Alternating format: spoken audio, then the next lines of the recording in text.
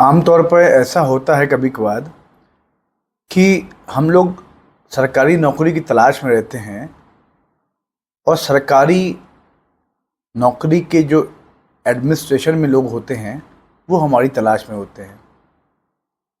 अब आप कहेंगे सर आप ऐसा क्यों बोल रहे हैं?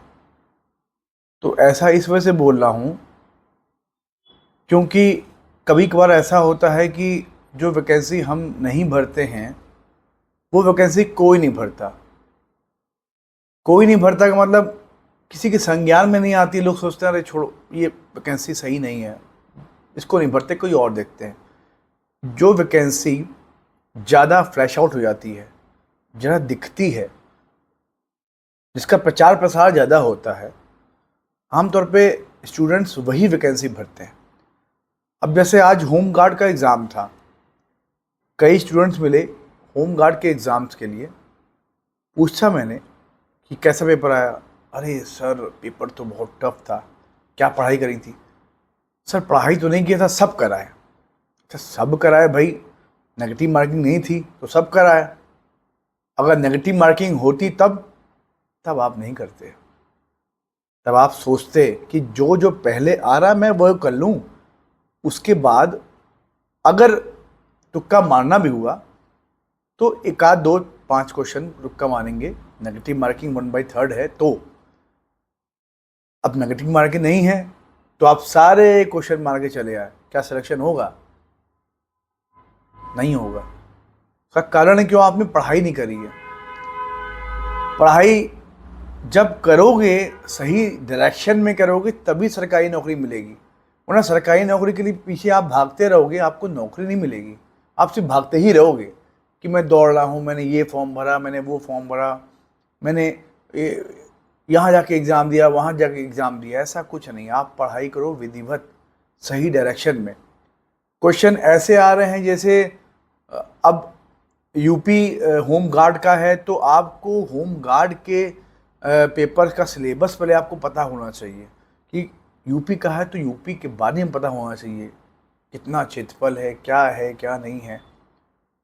और बाकी चीज़ें जो हैं जनरल नॉलेज, एप्टीट्यूड, वो तो रीजनिंग, वो तो आपको करना ही करना है।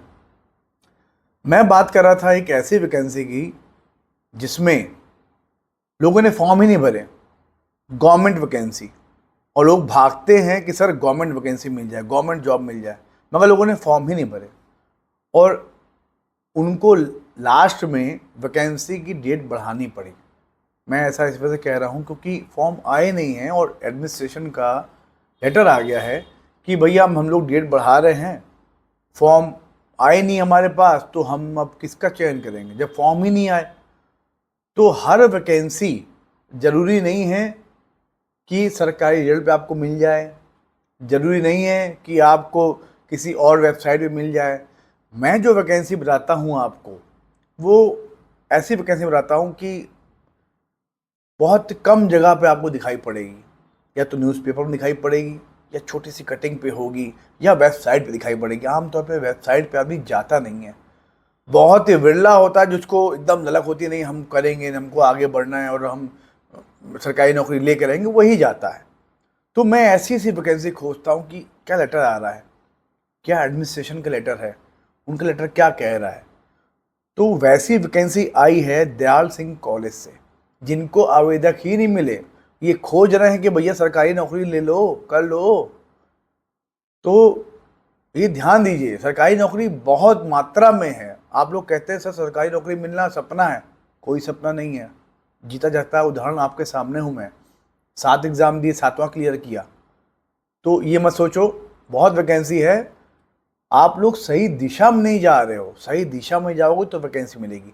चलिए समय ज़ाया ना करते हुए वैकेंसी की ओर मूवमेंट करते हैं।